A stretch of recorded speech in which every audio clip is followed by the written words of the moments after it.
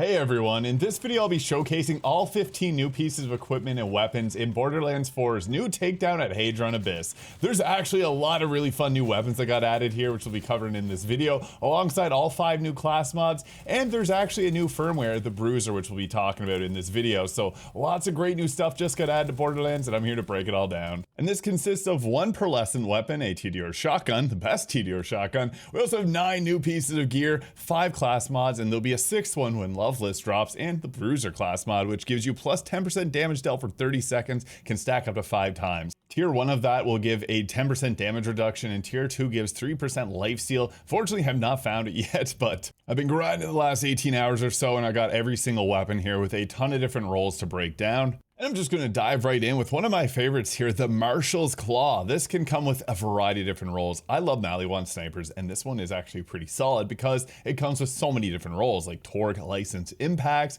It has all the Hyperion, Atlas licensed underbarrel, and the best role in my opinion here, the Jakobs Daedalus Shotgun and Ripper as per usual. This weapon's special effect is it costs 3 ammo per shot, but it shoots 5-round bursts. And to keep things as standard as possible, I'll be fighting against Corporal Brennan, who I've been using for a lot of my videos where I compare weapons. I've already done top 5s for all different weapons, but this is what it looks like with a Ripper part on it. I really do like the Ripper on it. It's very solid, but without it, it does this burst attack here, which does some pretty considerable damage. But this thing kicks into the next gear when you throw that shotgun loader on it, because yeah, it shoots out a lot of projectiles like you'll see here. So it is great for mobbing because of the Jakobs role, and mobbing is honestly going to be much better now just because the takedown is such high, like obviously density of enemies there, making Jakobs rolls that much better. We're not elemental matching here. But the funny thing about this is the ricochets can bounce around multiple times, so like after I'm done firing, you can still see that it's bouncing around a lot. So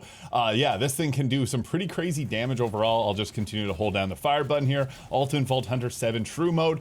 Snipers in this game are honestly one of the weaker categories of weapon, and this actually gives it an interesting choice, with an ammo swapper obviously being pretty solid. It's nice to have a sniper with so many different options for in terms of like its actual roles here, and I will be doing a best weapons video soon once I get more of these, as I've spent a lot of time grinding these out. And there's just so many roles for this. It can also come with Tediore, it can come with stickies. I like the Torque impact with like a Ripper part on it, or this one here is my favorite with Jakobs Shotgun and Ripper. Now we also got an Order sniper here, the Ishmael, and from Hell's Heart. That is actually a Moby Dick reference. One of the weapons here was my white whale, the Fishward.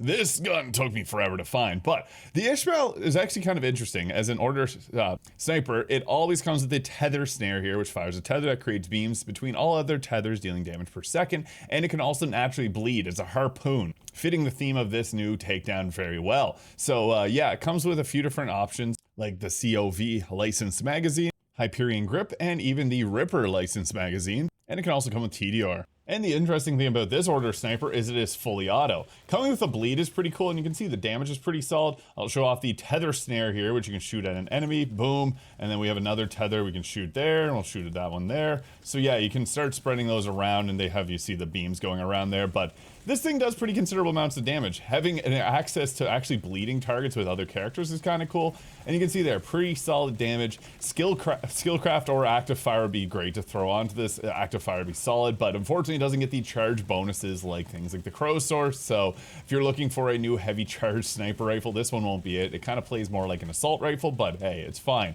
I think it's a pretty cool weapon. I love the theming of it, and it looks cool at that too. The damage on this is pretty considerable. I do think that the other sniper, the Marshal's Claw, is a bit higher in terms of its damage output, but across the board, I think that this is an interesting one. The cool underbarrel here doesn't have as many rolls as the other sniper on this list, the Marshal's Claw, so that is the only real downside to this, but not a bad weapon in general. And following along with the nautical theme, we have this Swan Song here. I'm a simple man. I see a Daedalus Shotgun, I like it. This one fires cannonballs as an underbarrel, and on kill it'll give you additional underbarrel ammo up to a maximum of 4 bonus ammo.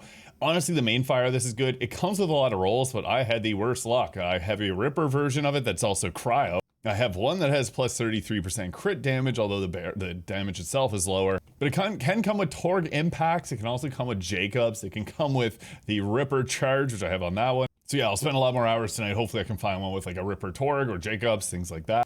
But honestly, this weapon's pretty solid. So it does have a lot of recoil to it, But you can see there, solid damage. That is the COV magazine.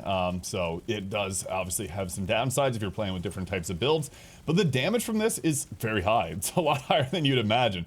The underbarrel for it is pretty cool. Like those cannonballs I think are really funny, but you do lose a little bit of DPS if you're using like some sort of infinite ammo build to swap to it and fire them off. And now I'll show you guys the Ripper version of it. This is a cryo version. So yeah, you'll see it do its thing against armor here. Pretty solid in general. I really like this weapon and I think it's a fun new addition. I think it's going to be some people's favorite.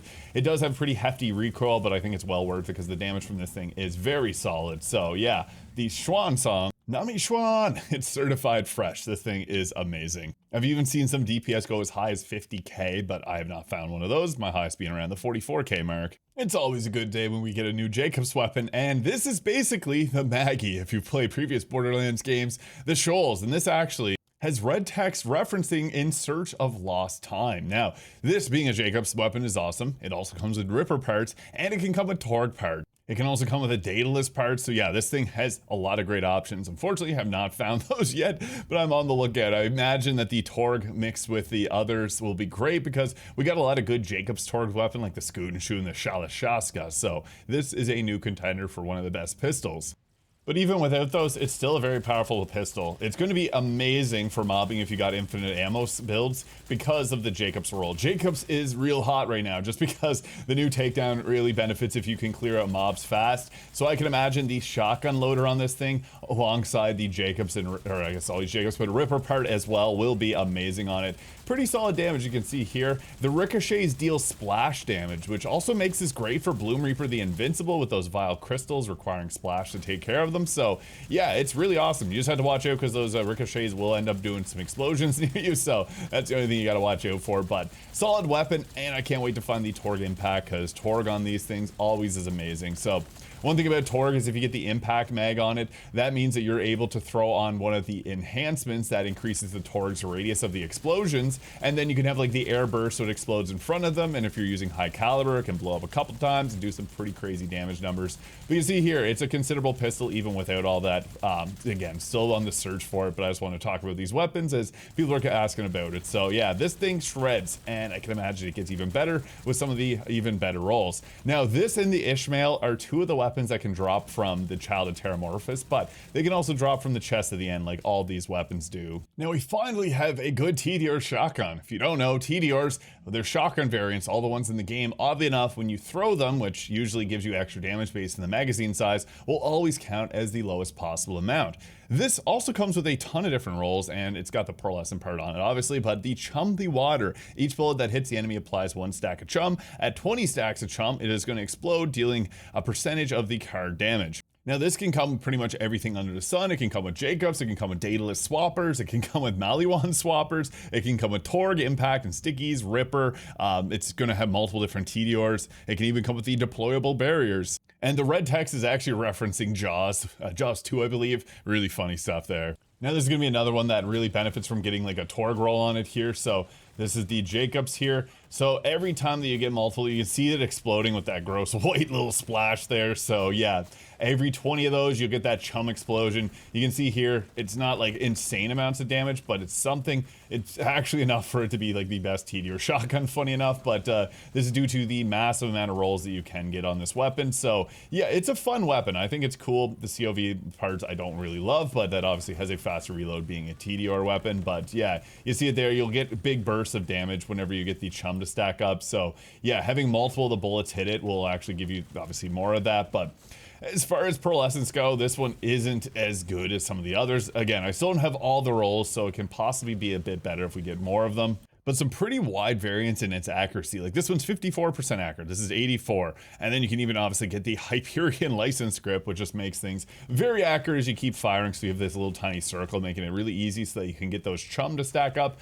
And the chum is considered gun damage. So yeah, there may be some better ways to make this a little bit better down the road. But as far as it stands, it's an okay pearlescent, and they can't all be bangers. This is still a fun weapon to use and lots of rolls. So I imagine once I get a better roll for it, it will shine a bit more. Now here is my white whale. This one took me 30 runs on Mayhem, went through Mayhem 20 and everything, and oddly enough it dropped on Mayhem 10 for me. And I'll be honest, if you're doing the Mayhem runs, 10 is likely the number that's best to stick around, but this Fishward has a fish fry here, so on kill, increases the damage of the next mag by 20% for maximum 5 stacks. Now, if you have infinite ammo, you'll have to reload to get this benefit. Now this thing is always going to come Jakobs. I really like Jakobs Assault Rifles, the Bonnie and Clyde being one of my favorites in the game. This doesn't hold a torch to it, unfortunately, but it can come with the Tediore, Ripper, Jakobs. Obviously, it can come with Atlas as well, and it can also come with the Hyperion mags, or COV as well. So yeah, this thing, it looks really nice. Kind of remind me of the Rough Rider from like Bounty Pack 1, but it does not have torque parts on it. This has Jakers and Ripper. It's okay. I think Randy was casting a protection ward on me for me not to get this weapon just because it's not really anything special. Many of the other weapons in this are going to be better. Its benefits really come from whenever you like fire it, reload, and you take out a couple enemies, you get the damage boost, but even then, it's not really that much. Like doubling the damage on a weapon that's already kind of mediocre when you have things like the Bonnie and Clyde, which if you get a kill with the shotgun and swap to its main ammunition, it has obviously much higher damage than this gun, and it just does a lot more. So yeah, if you like Jakobs, the Bonnie and Clyde got buffed. It's actually pretty insane. This thing is okay. I guess it's good for mobbing. It looks cool, if that counts. So yeah, it's a weapon that you're all right with not getting, I guess, unless you really want it. Now moving on to Ordnance, we got the Ordinance, which is actually like a law, kind of funny. So this is a book, and you throw it, and it'll have pages that go out and damage the enemy. It can come with a variety of different elemental rolls. It can even come kinetic. And like other ordinances, it can come with a variety of different abilities, like the Bloodthirst here, give critical hit chance. So it'll always have 2 different options here. I like this one here, giving you more of an ability to use it. And toss into the book, looks like that. So you see there, you throw it into the air, and then there's pages flying out of it that'll home in and hit some targets. The damage is okay, as you can see there, so I'll just toss a few more of them. It does have a really fast recharge rate, which is nice, so if you really like throwing books around, you can do that. But it's not something you'd want to build around. Unlike the next weapon, which we'll cover, the Draupner. Now, this may be your new favorite weapon. This thing is insane. You're reading that right, 271k DPS. Now, the Draupner is actually a real-life wave that was one of the first ever detected. That was absolutely massive. I thought this was going to be like the Draupner, like Odin's gold ring. If you played God of War Ragnarok, you'll know what that means. The warning from the red morning. This references red in the morning, sailors take warning. This has the return wave, which is very fitting, and you'll see. This thing does some pretty crazy damage. So basically it shoots out these waves here that will return, and you can see they actually do some pretty crazy damage. Yeah, it's nuts, given the Heimdall a run for its money, because you can just melt anything in your face. It makes sense why they buffed the disc jockey in this to now work on any type of like vile crystal, because this came along and just made this look like Weenie Hut Juniors. This thing is insane. It can also come with elemental damage rolls. Oh, the kinetic one will have a bit higher damage. It can have 13 or 10 rounds. And yeah, winner, winner, chicken dinner. This thing is crazy. This is the corrosive version of it. It is really powerful. It doesn't change the color. They're always going to be red, like the red morning here. Unfortunately, I just ran out of it. You got to be a little bit smart if you're using an infinite ammo build, because it does shoot fast. It's a ripper. But if you time your shots, you can do some pretty crazy stuff here, just as long as you make sure. Yeah, you saw that right. I think this is going to be a lot of people's favorite. It's great on like cash. You gotta wait till, yeah, unfortunately I didn't get the ammunition back there, but we got him back. There we go, perfect. So, crazy damage. It has that return fire, so if you line those up right, it can do some pretty crazy stuff. So, yeah, you basically want to time this and hold off on those. Unfortunately, I messed it up and lost it again. But yeah, this thing is going to be a lot of people's favorite. This will be amazing. Like, if you play Amon, he's going to, like, absolutely shred with this. You got to be smart though with shooting it off, just because depending on your infinite ammo build, it can be a little bit challenging to get that infinite ammo going, but you see it there. When the return discs come through, it just melts. Yeah, this one is S tier. I will be doing a video breaking these down and ranking them soon as I get better rolls for all the gear, but this gives Heimdall a good run for its money, although the Heimdall is actually an MVP during the new takedown. I posted a build on how to get like platinum every single time. The Heimdall will search out all those annoying order synths that hide, so it's really good. Next we have a shield, which is actually a reference to BioShock, and there's actually a lot of references to BioShock. I love that Gearbox did that as a big BioShock fan, but actually the whole takedown as a whole is literally a reference to BioShock, and there's actually actually a reference to playing and buying Bioshock, which is on sale right now. It's really funny. But back to this. This has some interesting values. So it has on armor segment break, it'll spawn a kill drone that fires alongside the Vault Hunter, mimicking their gun's element, and it deals 25% of the gun's damage. Now, this isn't just card damage. It does take some bonuses. Still trying to figure this one out because I do feel like there is some potential there for this one to be pretty solid in general. So basically, if you start taking damage and you get that break, you get your little sister there that'll fire off alongside your character, and it'll match the gun's damage. So it can do some pretty solid stuff there. You can see they're running around doing damage actually. So I'll have it with the this weapon here, the Draupner out.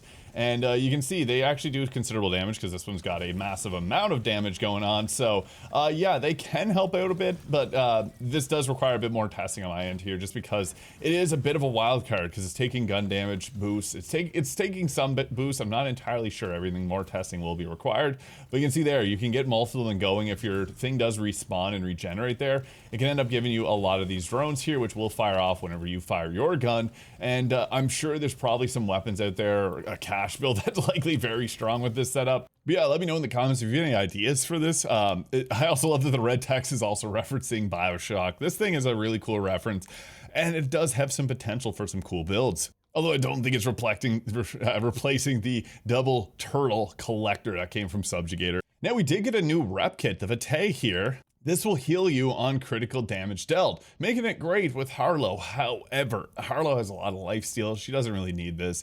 I just did a video breaking down the top 5 best rep kits in the game, and most characters are going to benefit from a War Paint for that increased fire rate, or the Kill String for its consistent healing over time. This is really great on like an Amon build, so he doesn't have to drop his Heavy Ordnance, or the Triple Bypass to get your action skill back. So I don't think this one will sneak into the meta. It also applies its benefits for a very short period of time. This only applies tank for 3 seconds, versus if you use something like the AF1000, it can apply tank for 20 seconds. So yeah, it does feel like it's missing something to be really good, but it's a cool new one, I'll admit. Oh crap, it's so hard to showcase.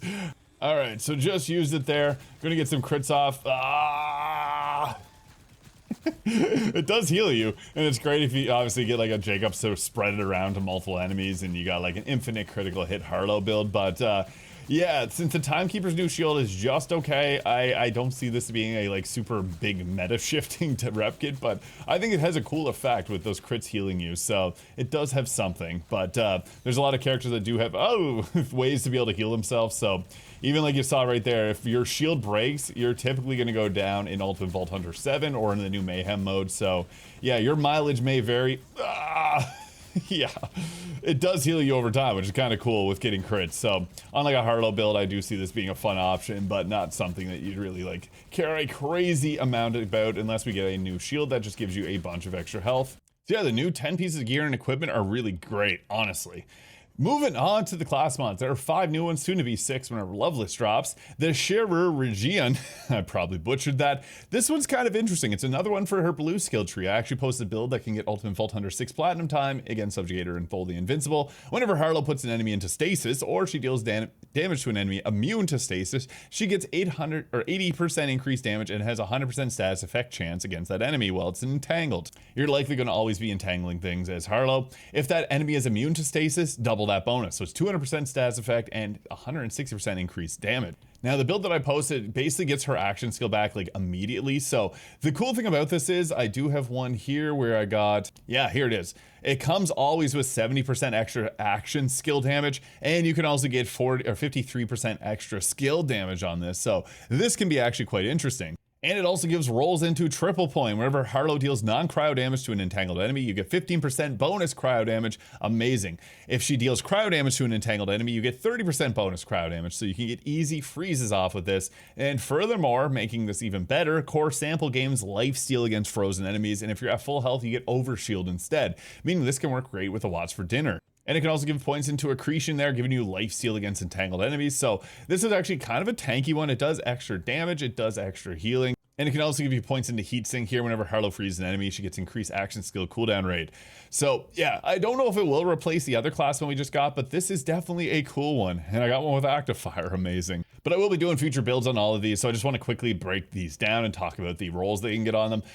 They are only available from the end chest, so they are kind of grindy, as you can see here. I've done many runs through the last 24 hours here. But Amon's is actually kind of interesting. So Amon's got the Unholy Damned. Activating an action skill or forward skill causes Amon's gunshots to have a 10% chance to cause a pyre, dealing incendiary melee forward skill damage. So that is great because he has like My Touch is Death, which is getting triggered off of melee damage. So that gives you a new source to activate that, based on 100% damage dealt for 10 seconds. However, this effect can only happen once per second, and it does come with points into like Tritanium Knuckles there, giving you increased skill damage and melee damage.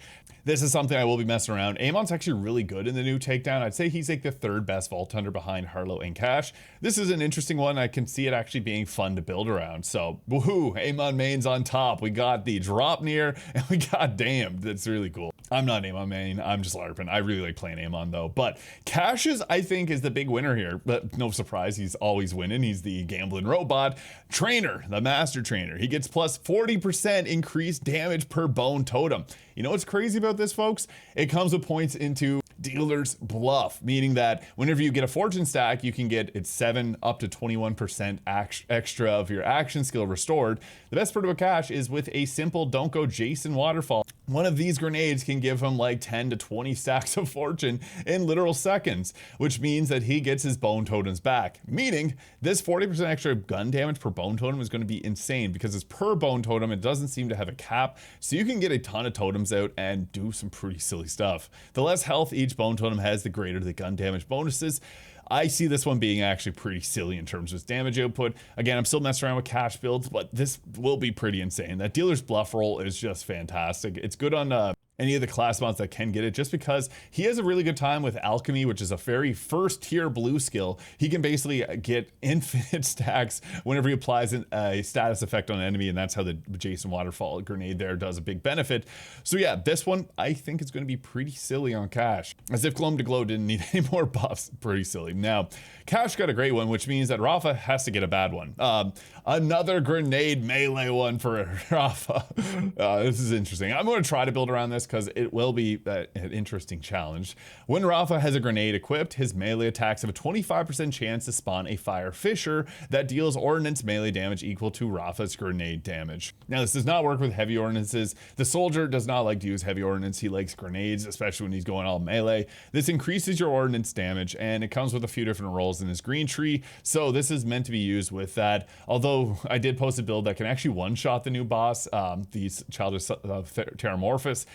This one, I don't think it's the worst, but I struggle to see how there's going to be better than the Dancer or the Buster. But hey, it's something new, I guess. Power Punch at least is a cool name. In my opinion, the biggest stinker of this new pack is Vex's class mod, the Living Weapon. Now, this takes everything that was amazing about Seeing Dead Zane, which is apt because we just got ourselves a Zane DLC. Whenever Vex deals action skill damage, she has a 2% chance to trigger kill skills. That sounds amazing on paper. This effect can only occur every 5 seconds, so womp womp. It does come with increased kill skill effectiveness with Mourning, which is kind of nice. A Deeper Grave, which will increase kill skill duration. It's okay. And it gives you Grave Power. Now, that's the most interesting part because this gives increased kill skill stacks, but the only downside is that Vex just has a few really good class mods. And it can actually give points into Grave Fiends, which gives increased damage dealt. So, I mean, the skill rolls are good, but its actual effect is actually like brutally hard to challenge because it's only on action skill damage. If it was skill damage, that'd be a lot better because bleeds would trigger that and you can get a ton of bleeds off on an enemy. But 2% chance whenever you do action skill damage. If you're using Eldritch Blast, good luck getting that even if you use the vibe check for the ricochets. Not likely to happen that often. I see this being better for like the blue skill tree if you have a bunch of Reapers out or a bunch of Spectres that are shooting really quickly. That can give you a higher chance of getting your kill skills to activate, but it's only every 5 seconds. So that's where it really becomes difficult because they just released the new Grim Sister here, which comes with points into Mortal Terror, which gives you a chance to activate your kill skills when you get critical hits, which arguably is a little bit better. And this also gives you increased damage dealt when you're incarnate. So it does seem like it's trying to enable kill skills when you're in like a blue or red skill tree. I just don't see this being super amazing, honestly. So yeah, I like that it's got points into Grave Power, and the like +3 to that will be like the absolute best roll because getting increased stacks means that you can take Grave Influence even further. But yeah, that is really it. I guess I had to balance it somehow by making the actual ability not like super fantastic, but It always gives you a 23% increased movement speed, which I really do like, but that's not really something to super like put a lot of build into. But hey, I could be wrong. This could be something super awesome. I still have to experiment around with this to find something that works. So yeah, that is all the new weapons and gear introduced in the new takedown at Hadron Abyss in Borderlands 4. Let me know your thoughts in the comments. Hit the subscribe button below if you haven't already. Hope you guys all have a great day, and we'll catch you in the next one. I will be posting a video for the new Zane DLC as well, so you can check that one out.